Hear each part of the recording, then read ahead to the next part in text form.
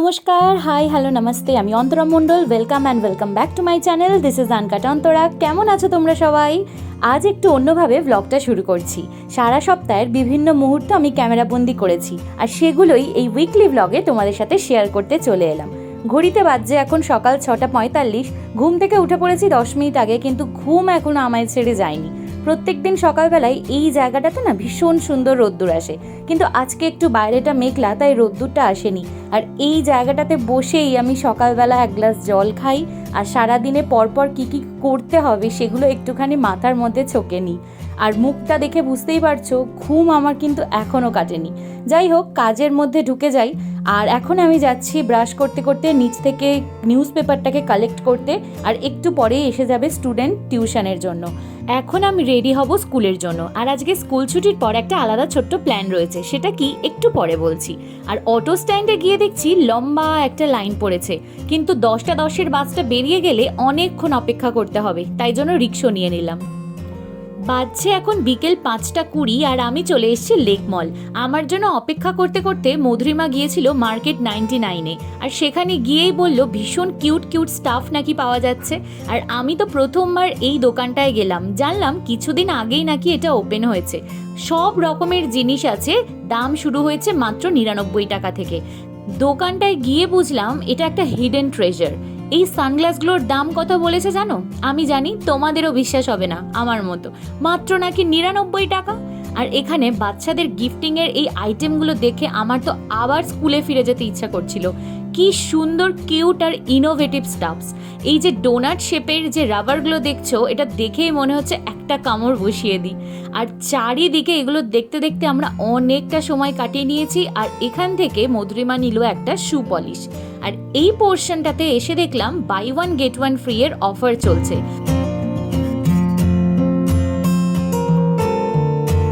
বেশ কিছুদিন ধরেই আমি ফেস মাস্কের খোঁজ করছিলাম, আর এখান থেকে আজকে নিলাম 2 রকমের 2টো মাস্ক, আর তার সাথে পেয়েছি আরও 2টো ফ্রি। মার্কেট 99-এ অনেকক্ষণ কাটানোর পর চলে এসেছি লেক মলের ফুড কোর্টে, আর অর্ডার করেছি চিকেন শাওয়ারমা রোল। তোমরা কে কে আমার মতো এই রোলটা খেতে পছন্দ করো আমাকে কিন্তু কমেন্টে অবশ্যই জানিও।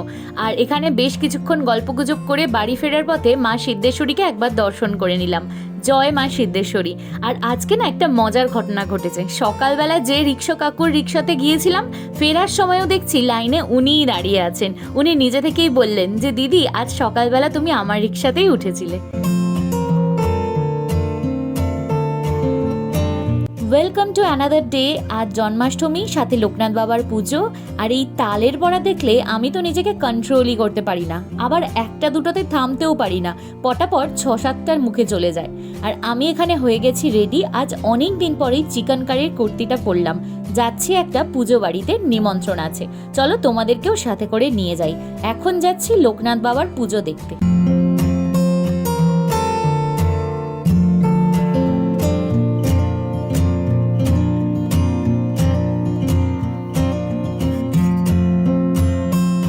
জয় বাবা লোকনাথ। বিগ্রহটা এত সুন্দর করে সাজানো হয়েছিল, ভীষণ ভালো লাগছিল দেখতে। ভগবান সকলের মঙ্গল করুন, এটুকুই আশা করি। আর পুজো দেখার পর চলে এসছে আমার ফেভারিট জিনিস, ভোগের খিচুড়ি। এত কিছুর মধ্যে আমার চোখ কিন্তু একজনের দিকে, সেটা হলো গরম গরম বেগুনি। আজ আরও একটা নতুন দিন, আরও একটা নতুন সকাল।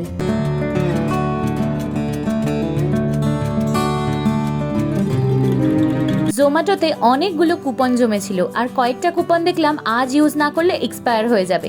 আমিও অর্ডার করে বসলাম আউট থেকে চিকেন বিরিয়ানির একটা কম্বো। 395 টাকার কম্বো আমার পড়লো মাত্র 310 টাকা। কথায় আছে না, গন্ধেই অর্ধভোজন। খুলতে খুলতে আমারও ঠিক সেটাই হচ্ছিল। আমি তো প্রিটি ইমপ্রেস এদের প্যাকেজিংটা দেখে। কি সুন্দর করে প্যাকিং করেছে দেখো, একটুও যাতে স্পিল অফ না হয়, সব দিক থেকে সেটার খেয়াল রেখেছে। চলো তোমাদের সাথে শেয়ার করি এই কম্বোটায় কি কি এসেছে। চিকেন বিরিয়ানি, সাথে আছে 2টো চিকেন টিক্কা কাবাব, 2 পিস চিকেন বাটার মশলা, আর সাথে রায়তা। আর এই কম্বোটা যদিও একজনের, কিন্তু আমার আর মার সুন্দরভাবে হয়ে গিয়েছিল। তবে to be very honest, chicken যেটা বিরিয়ানির মধ্যে ছিল সেটা ভীষণ ড্রাই ছিল। তবে সাথে যে চিকেনের পিসগুলো ছিল, মানে তন্দুরি কাবাব আর বাটার মশলায়, সেগুলোর জাস্ট তুলনা হবে না। টোটাল কম্বোটাকে আমি 10-এর মধ্যে দিচ্ছি 8.5। বিগ বাস্কেট থেকে অর্ডার করেছিলাম কিছু গ্রসারি, আর এই যে ব্যাগের ওপরে যেমন লেখা আছে 10 মিনিটে, তারও আগে মাত্র 9 মিনিটের মধ্যে চলে এসছে সমস্ত জিনিস আমার বাড়িতে। আর এগুলোই আনবক্সিং করছি। হ্যাটস অফ এই সমস্ত দাদাদেরকে যারা চট জলদি আমাদের প্রয়োজনীয় জিনিসগুলো দোকান থেকে সোজা বাড়ির রান্নাঘরে পৌঁছে দেন। বিগ বাস্কেটে দেখলাম সিডেড ডেটস, তাই প্রথমবার সেটা অর্ডার করলাম। দেখা যাক খেয়ে কেমন লাগে।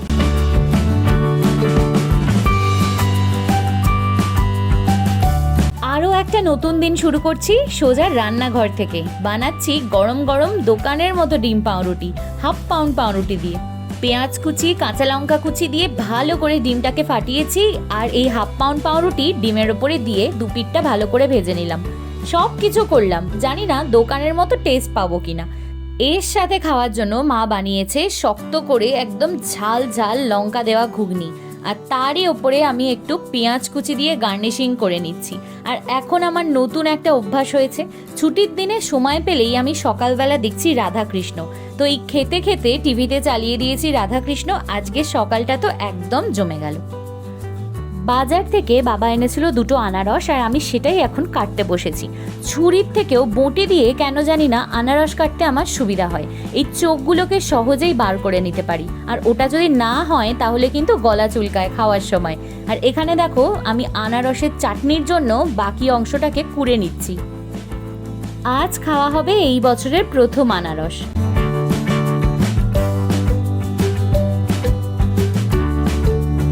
স্কুল থেকে ফেরার পথে রোজই ইচ্ছা করে কিছু না কিছু খেতে।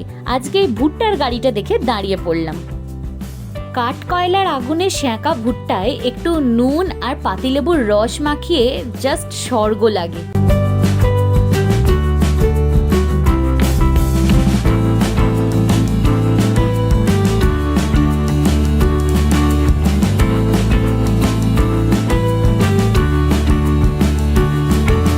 বাস থেকে নেমে আজ আর রিক্সা নিইনি, এই ভুট্টা খেতে খেতে হেঁটেই বাড়ি চলে যাব।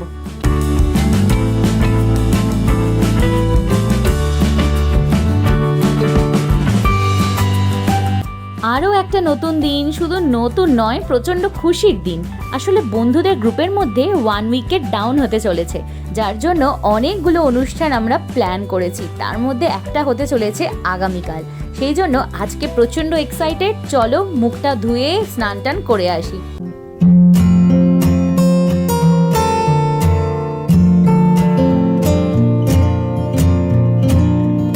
এই অবধি যারা ব্লগটা দেখছো, কেমন লাগছে আমার এই উইকলি ব্লগ একটা কমেন্ট করে জানাতে কিন্তু ভুলো না। ভালো লাগলে সাবস্ক্রাইব করো আর একটা হিউজ থামস আপ দিও। এবার তোমাদের সাথে কিছু মনের কথা শেয়ার করব।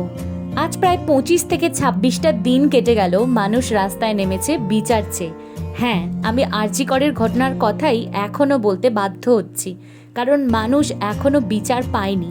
তিলোত্তমা এখনো বিচার পায়নি। এর আগে এই ঘটনা নিয়ে আমার কিরকম মতামত সেটার ওপরে একটি ডেডিকেটেড ভিডিও বানিয়েছিলাম। জানি না ভীষণ কম মানুষের কাছে পৌঁছেছে, তবে আমি আমার প্রতিবাদ শুধুমাত্র ভিডিওতেই আটকে রাখিনি, রাস্তাতে আমিও নেমেছিলাম। আবারও প্রয়োজন হলে নামবো। তিলোত্তমার দোষীরা যেন শাস্তি পায়, আর মানুষ যেন তার ভরসা বিচার ব্যবস্থার ওপর সম্পূর্ণভাবে রাখতে পারে। এই একটাই আশা এখন আমার মনে।